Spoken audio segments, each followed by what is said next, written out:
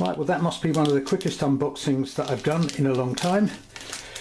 But this is the Xiaomi Seabird U-Pin 4K, that's native 4K, touchscreen, which also has EIS at 4K. Very unusual for what is a budget camera. At the moment it's just £62 on Banggood with the discount, which is crazy. Admittedly, you've still got to find some accessories like a waterproof case. You can get one at the moment for about £20 with a hand grip, though I expect other cases will be available in the near future. What else do you get here apart from the camera, which has got a lens cap, which is nice to see. You can get it in different colours, by the way. You've got USB charging lead, you've got a little instruction manual leaflet, which I'm pleased to say, I was scared for a minute, I thought just in Chinese, but in fact it's in English too, and a little leaflet that's in Chinese, and I guess that's a quality control sticker. Now, just for a change, I'm going to change the format of this review. I'm not going to go into a great long spiel about the operation of it, the Wi-Fi app and so on. I'm going to go straight into the test clips after just a brief summary about the camera. And I'll go into more detail after that. Manufactured by Seabird, which as I understand it is a subsidiary of Xiaomi Mijia, who do produce some good cameras. And apparently their objective is to produce some high quality but low priced action cameras. Case has a nice feel about it, it's got a little texture so it feels okay in the hand. It's just plastic of course, but looks durable.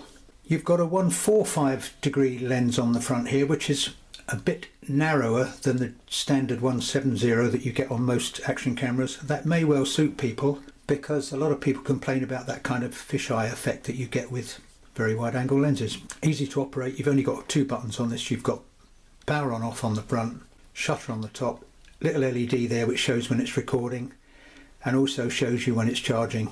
It's red when it's charging, and once it's charged it goes green. This end you've got microcard slot, takes up to 128 gig, and you do need to use a good class 10 with a U3 on it, which is high speed. I don't know if you can see that.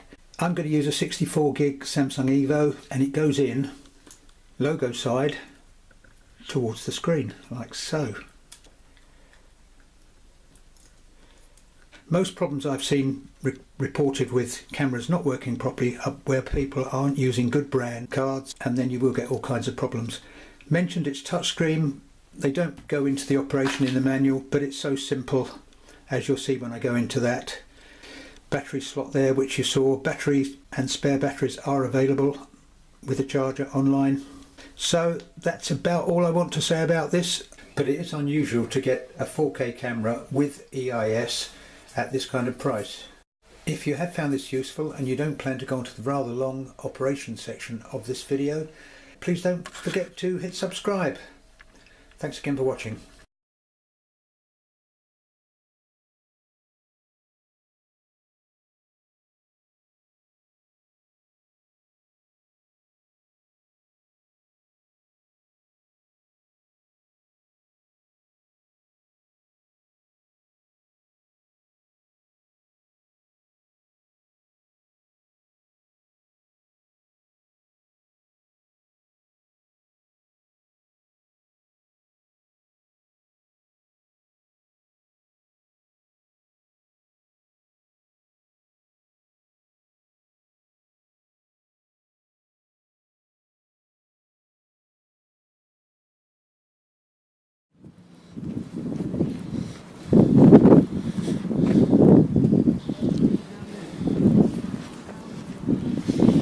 Right, this is YI2 EIS off at 4K.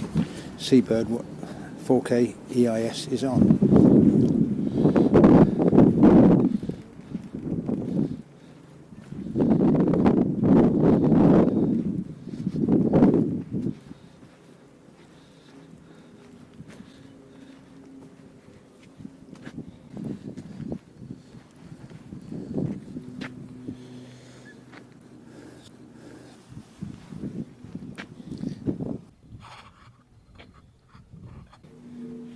And here's a bit of shaky to see what difference it makes.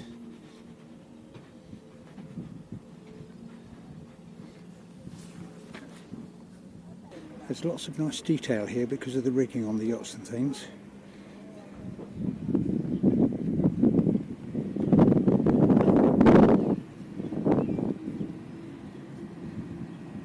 And I'll do another shaky test. Shaking, and rock and roll, rocking, side to side, vibration. So that's about it for the shaky tests.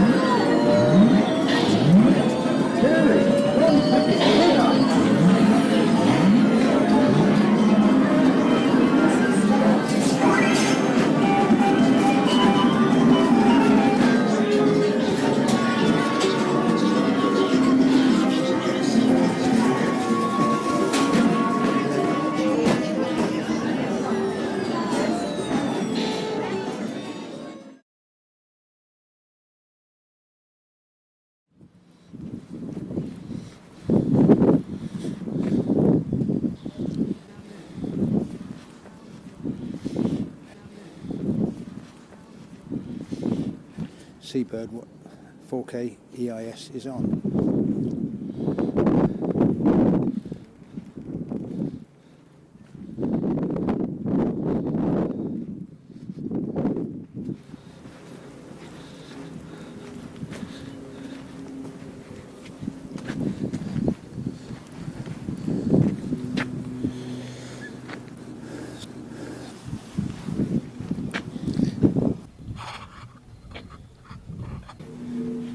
And here's a bit of shaky to see what difference it makes.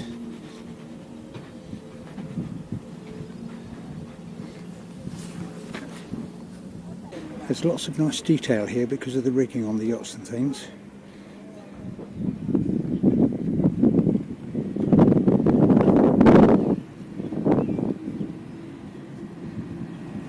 And I'll do another shaky test. Shaking, and rock and roll, rocking, side to side, vibration. So that's about it for the shaky tests.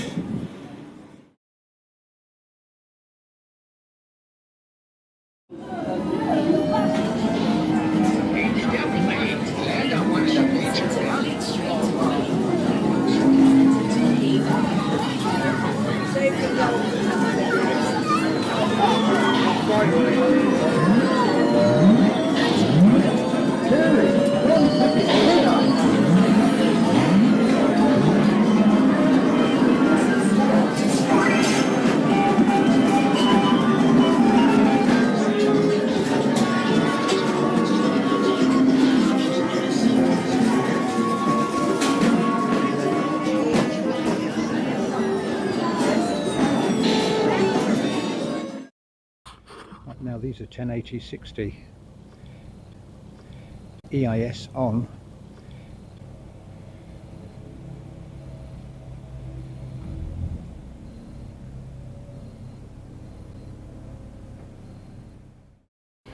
Right, well here's the same scene, the harbour, but it's now overcast. 1080-60 EIS is on.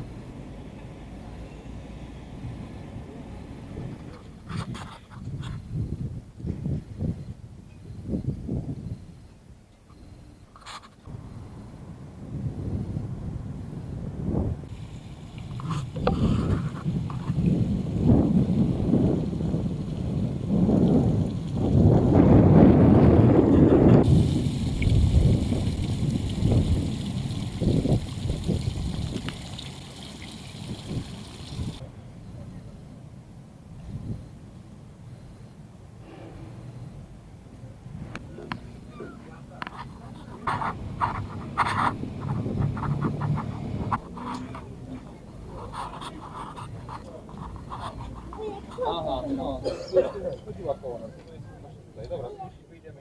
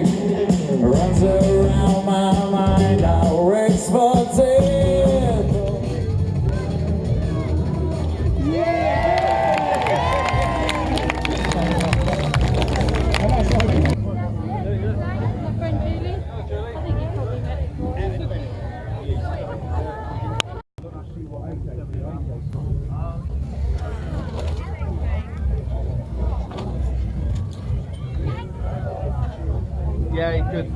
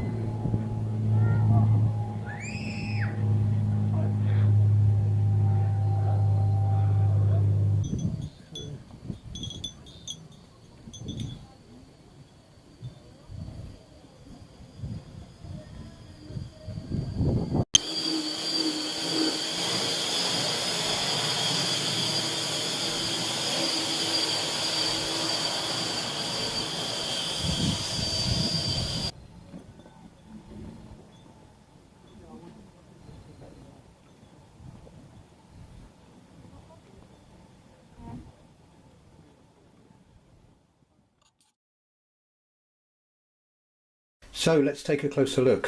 First, the basics. Power it up, 3-second press. Plays a little tune just like an ice cream van. And it fires up in whatever mode you were last in. In this case it's 4K at 30 frames a second.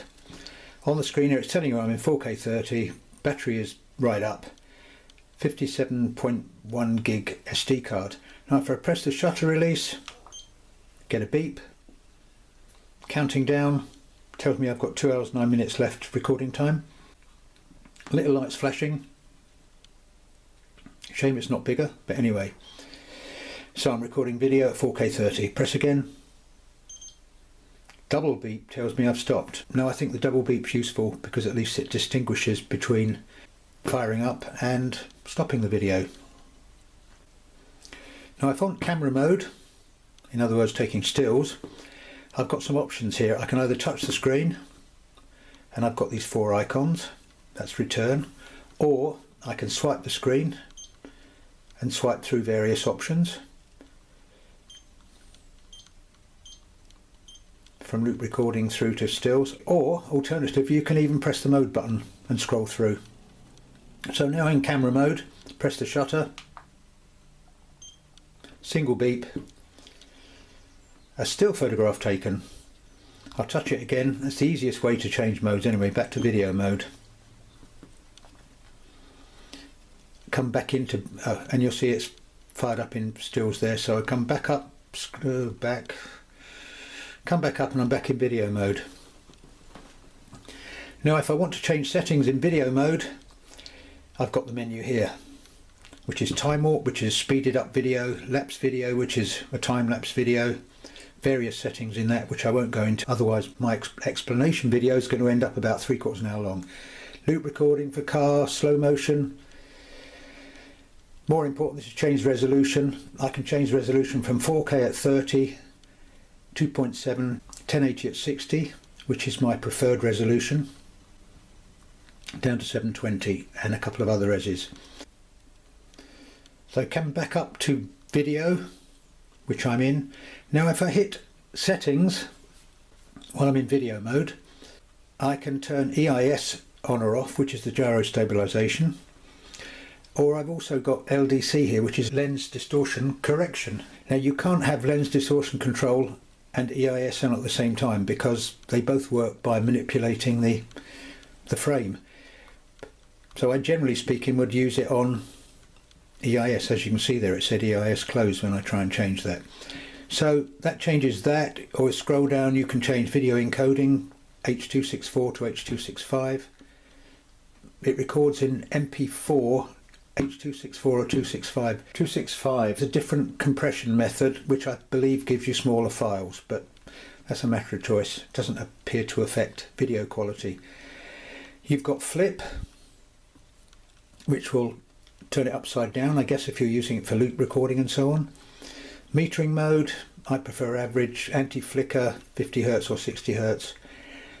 Can't go into detail about all these, it would take ages, but mostly default is okay. One important thing is voice recording was turned off when this came, so you do need to go into that settings menu and turn on voice recording. That covers that menu. Hit return again. Now if I go into camera mode, I've got a bunch of settings, and you notice it said EIS is turned off because gyro stabilization doesn't work in photo mode. You've got burst photos, series of pictures, 5 or 10 with one shutter release. You've got self timer, you've got lapse photos, change the resolution there, and you've got HDR and night, which improves it when you're using it for night photos. Straightforward enough. You've got another settings menu there which changes white balance from whether you're recording under artificial light or daylight and so on. You've got ISO, which changes film speed, exposure value. All of these can just be left on auto, so don't freak out if you don't understand what this stuff means. You've got sharpness, which you can change, saturation, but no big deal. I can't go through it all, but it works pretty much as it comes out of the box. Come back out of that one. Touch that settings menu. We've already been through there. You've got EIS, lens distortion control, file format. Yes, went through that, flip and so on. Right. You've got this settings menu here, which is another significant one. That turns Wi-Fi on and off, turns Bluetooth on and off. Though at the moment I don't know of any Bluetooth accessories. Formats the SD card, tells the information about it. Changes the language. Incidentally, this was in Chinese when I actually got it, but it was a question of touching language and switching it from Chinese to English. It's the fourth one down on the settings menu, but no doubt they will be shipped in English language anyway. Screen brightness, turn the beeps on and off, turn the LED on and off, screen auto lock, charging while recording, which means if you wanted to make a time lapse and use it with a power pack, you need to turn on charging recording. Grid puts a grid on it so you can frame your pictures better, turn the watermark on and off device info, and so on and so on. Press return, takes you out of that, and finally playback, which gives you playback of various videos in sound. So hit return, come back out of that, back out of that. I'm in camera mode at the moment, 4K, touch the screen, I'll go back into video mode. Just make sure you've got that little triangle there in the corner that shows you're actually in video. Return, return.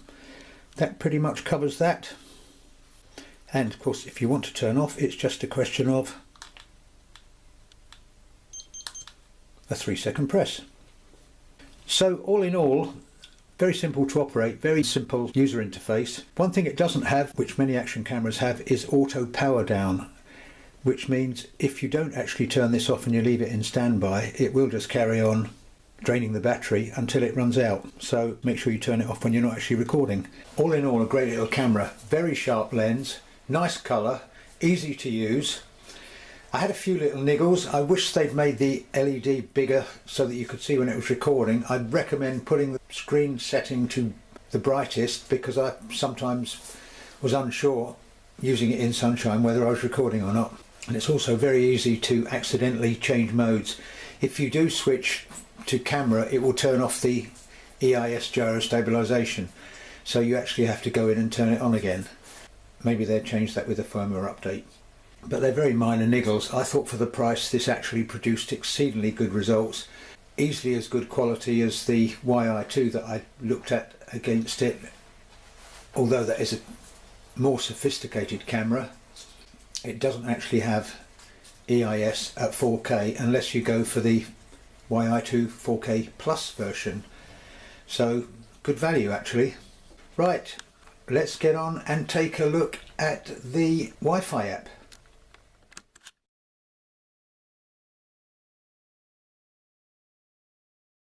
Okay, so the Wi-Fi app.